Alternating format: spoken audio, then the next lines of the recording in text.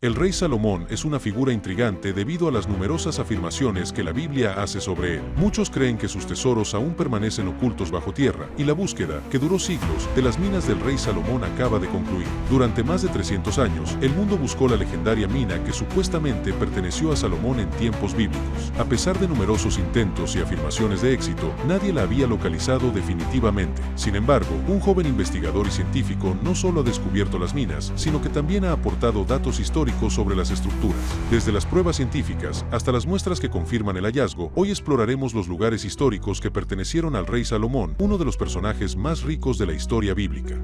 Número 2. Minas de Timna Park. Debido a la legendaria sabiduría del rey Salomón, su inmensa riqueza y sus cautivadoras anécdotas, como su relación con la reina de Saba, sus minas han fascinado a la gente durante aproximadamente 3000 años. Recientemente, dos populares documentales de televisión han explorado nuevos hallazgos que sugieren que estas famosas minas podrían estar ubicadas en el Parque Timná. Parte del Valle Timná, en la región del Valle del Rift sirio-africano, se encuentra en los profundos desiertos del sur de Israel.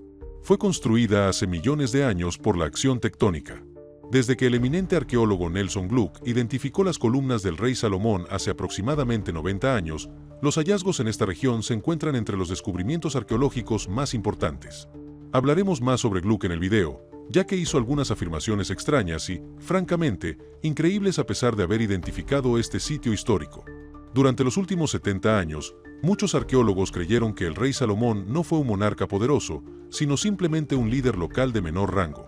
Hasta hace poco, muchos historiadores negaban la existencia histórica del rey Salomón y su extenso reino en el sur de Levante hacia el 900 a.C., tal como se menciona en la Biblia. Sin embargo, esta perspectiva comenzó a cambiar hace aproximadamente una década gracias a los fascinantes descubrimientos en Timná. Estos hallazgos fueron presentados por Erez Ben Yosef, un joven arqueólogo de la Universidad de Tel Aviv, cuyas explicaciones siempre son claras y fáciles de comprender. Distinguido por su sombrero de cuero, Ben Yosef nunca usa un látigo, al menos no como el personaje de Indiana Jones. Estos descubrimientos han llevado a muchos arqueólogos a replantearse sus ideas previas sobre el rey Salomón. Si bien existe la posibilidad de identificarlo como un pequeño rey de un distrito menor, tal como se describe en la Biblia, Salomón es descrito como un poderoso monarca. Ben Yosef dedicó tiempo a estudiar las 1000 minas de cobre de Timná y obtuvo algunas muestras que sometió a datación por carbono. Los resultados fueron asombrosos, pues datan del año 900 a.C. y coinciden con el periodo bíblico del reinado del rey Salomón. Al año siguiente, en 2020, Ben Yosef realizó descubrimientos aún más importantes y halló alimentos, excrementos de animales y ropa en excelente estado de conservación gracias a las condiciones climáticas de la zona. Al analizar estos objetos, se comprobó que también pertenecían a la época de Salomón, lo que, mediante diversos métodos de investigación, confirmó la existencia de su reinado. Ben Yosef descubrió que las minas de cobre formaban parte de un complejo sistema económico gestionado por los edomitas, un pueblo local mencionado en la Biblia. Inicialmente, Ben Yosef y su equipo pensaron que la zona podría haber sido utilizada por nómadas con sus cabras, dada la presencia de materia vegetal relativamente fresca en el estiércol. Sin embargo, los análisis de laboratorio dataron el estiércol y otros materiales en el siglo X a.C., lo que indica que provenían de asnos y otros animales de la época de Salomón. Ben Yosef admitió que al principio le costó creerlo, pues se trataba de un descubrimiento totalmente inesperado. La antigüedad y el estado del estiércol fueron sorprendentes, pero los resultados de la datación por radiocarbono resultaron aún más asombrosos. Antes de que comenzara el proyecto en 2013, se creía que el yacimiento databa de finales de la Edad del Bronce, alrededor de los siglos XIII y XII a.C., y estaba vinculado al Imperio Nuevo de Egipto. Existen claras evidencias de la presencia de egipcios en la zona durante esa época, como lo demuestran los carteles que aún conservan imágenes de antiguos egipcios en el Parque del Valle de Timná. Sin embargo, la datación precisa por radiocarbono del estiércol, los textiles y otros materiales reveló que el campamento minero tuvo su mayor actividad en el siglo X a.C., lo que corresponde al periodo de los reyes bíblicos David y Salomón. Según la Biblia hebrea, el rey Salomón fue célebre por su sabiduría y riqueza. Construyó numerosas estructuras, entre ellas un templo en Jerusalén adornado con objetos de oro y bronce. Tales grandiosos edificios habrían requerido enormes cantidades de metal proveniente de las extensas operaciones mineras en Oriente Medio. Si bien la Biblia no especifica la ubicación de estas minas, la evidencia sugiere que los edomitas fundían mineral de cobre y lo intercambiaban por el paso a través de las tierras de Salomón. A cambio, Salomón proporcionaba a los metalúrgicos edomitas alimentos de lujo que de otro modo no estarían disponibles en la región. Ben Yosef afirmó que, si el rey Salomón poseía minas, estas eran de cobre y se encontraban en Timná. En aquella época, el cobre era el recurso más valioso, comparable al petróleo actual. Los expertos creen ahora que Salomón intercambiaba cobre de las minas de Timná por el oro y la plata utilizados en el Templo de Jerusalén y sus ciudades. El episodio 6 de la quinta temporada de Secretos del Smithsonian analiza estos extraordinarios descubrimientos. Un famoso historiador inglés describe a Salomón como un astuto hombre de negocios, sugiriendo que intercambiaba cobre por derechos de paso a través de sus tierras, de forma similar a las prácticas comerciales modernas. Además, el episodio 4 de la segunda temporada del programa, En busca del History Channel explora nuevos hallazgos en Tigra, Etiopía. Louise Schofield, antigua arqueóloga del Museo Británico, descubrió allí importantes artefactos. Además, el reconocido historiador C.C. Sege sugiere que la reina de Saba probablemente obsequió oro a Salomón. Ya han descubierto el palacio de la reina y esperan encontrar pronto sus minas. Además, hay una persona muy involucrada en este trabajo, que habla de la larga colaboración de su familia con el Fondo Nacional Judío de Estados Unidos y el gobierno israelí en el Parque Timná. Esta familia ha financiado y recaudado fondos activamente en Estados Unidos, a la vez que ha contribuido al desarrollo del parque. Su padre, Abraham Chudnow, desempeñó un papel fundamental en la creación de un lago artificial en el parque, ahora una de las principales atracciones y un elemento pionero en Oriente Medio. Esta persona también ha contribuido al centro de visitantes y a otras actividades recreativas del parque, y ha formado parte de la junta directiva del Fondo Nacional Judío del Gran Los Ángeles durante un tiempo considerable. Estos recientes descubrimientos en Timná están dando por fin al parque la atención que merece. Situada a unos 32 kilómetros al norte de Eilat, en el vasto desierto del Negev, en Israel, Timná está ganando cada vez más popularidad. El recién inaugurado aeropuerto Ramán Timná, justo enfrente del parque, es ahora el tercer aeropuerto más grande de Israel y sirve principalmente a viajeros procedentes de los antiguos países del bloque del Este. Se espera que reciba a unos 2 millones de turistas al año. También hay planes para construir un hotel de lujo cerca de la entrada del parque. Timná ofrece una variedad de actividades emocionantes para los visitantes, como ciclismo, senderismo, paseos en bote, observación de estrellas, acampada, paseos en globo, escalada e incluso sesiones de yoga. Gracias a los últimos descubrimientos, los visitantes ahora pueden explorar senderos por donde pudo haber caminado el rey Salomón y experimentar la rica historia bíblica de Israel. Erez Ben Yosef no es el único que ha buscado la ubicación de las minas de Salomón. Más de 3 personas se han embarcado en esta búsqueda, y al menos 2 de ellas destacan entre la larga lista de exploradores. Pronto verás por qué. Número 1. Individuos que afirman haber descubierto las minas en el pasado.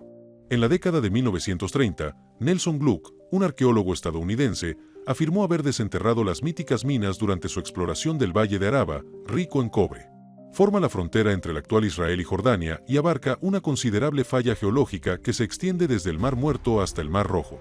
En un artículo para National Geographic titulado Tras la pista de las minas del rey Salomón, publicado en febrero de 1944, Gluck describió cómo el Wadi Araba era rico en recursos de cobre y hierro que fueron explotados intensamente en la antigüedad, especialmente durante el reinado del rey Salomón.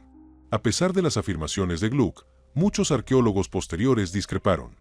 Creían que David y Salomón no eran los poderosos reyes descritos en la Biblia, sino líderes locales menores, incapaces de gestionar grandes explotaciones mineras o controlar extensas redes comerciales. Algunos incluso cuestionaron la cronología bíblica convencional, que sitúa el reinado de David y Salomón en el siglo X a.C. En consecuencia, muchos expertos descartaron las afirmaciones de Gluck como ridículas. Según Thomas Levy, profesor de arqueología en la Universidad de California en San Diego y explorador de National Geographic, descubrimientos recientes podrían dar la razón a Nelson Gluck en lo que respecta a los relatos bíblicos. En 1997, Levy y su equipo iniciaron una importante excavación en Kirbat Anas, en el sur de Jordania, un yacimiento que Gluck consideraba un antiguo centro de producción de cobre. Excavaron más de 6 metros de desechos de cobre para llegar al terreno original, revelando una extensa producción histórica de metal. En 2006, Levy afirmó que sus hallazgos respaldaban algunas de las ideas de Gluck. El reciente descubrimiento en el Valle de Timná, en Israel, podría consolidar aún más la reputación de Gluck. En 1934, Gluck descubrió y bautizó el yacimiento de Slavs Hill en Timná. Si bien las actividades mineras allí no se vinculan directamente con el rey Salomón, sí sugieren la presencia de una sociedad compleja, probablemente la edomita, antiguos enemigos de los israelitas. Durante mucho tiempo, Los estudiosos han debatido los relatos bíblicos del rey David liderando a sus ejércitos al desierto para luchar contra los edomitas. El arqueólogo Erez Ben Yosef señala que las sólidas murallas que rodeaban el campamento de producción metalúrgica sugieren que pudo haber sido un objetivo militar.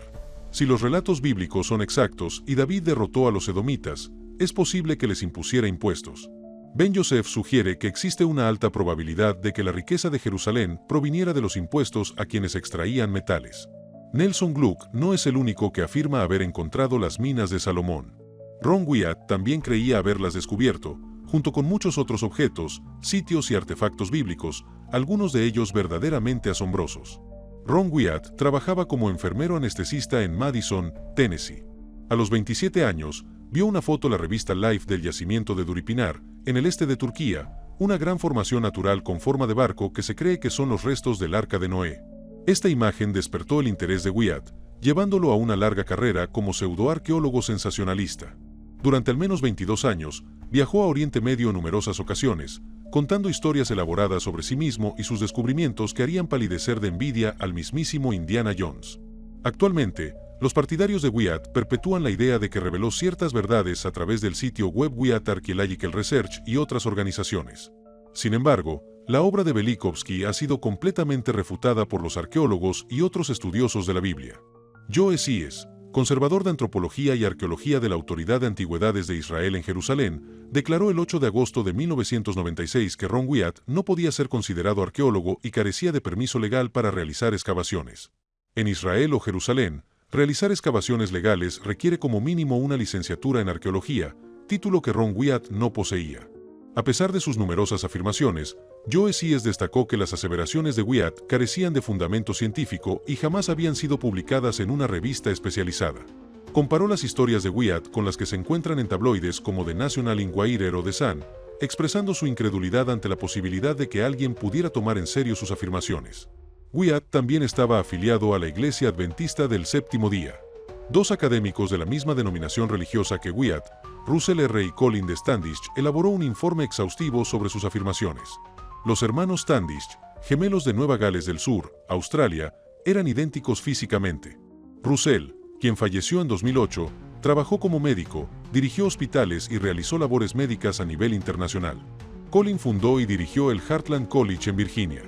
Ambos se convirtieron en ministros de una rama estricta de la Iglesia Adventista del Séptimo Día y escribieron juntos numerosos libros, entre ellos Reliquias Sagradas o Revelación, Evaluación de recientes y asombrosas afirmaciones arqueológicas, a menudo abreviado como RSR. En este libro, hablaron de Wyatt, quien afirmaba haber encontrado o tener conocimiento de numerosos artefactos y sitios antiguos de la época de Noé y Jesús. Wyatt afirmaba haber visto la casa de Noé, partes de su arca, su lápida, el punto de cruce del Mar Rojo, ruedas de antiguos carros egipcios y objetos de la época de Moisés. Incluso aseguraba haber descubierto la tumba de Jesús y parte de su sangre seca. De ser ciertas estas afirmaciones, Wyatt sería el arqueólogo más famoso de la historia. Sin embargo, la mayoría de los científicos desestiman sus afirmaciones y solo unos pocos seguidores le creen. Wyatt insistía en haber encontrado el lugar exacto donde los israelitas cruzaron el Mar Rojo a pie, tal como se describe en la Biblia.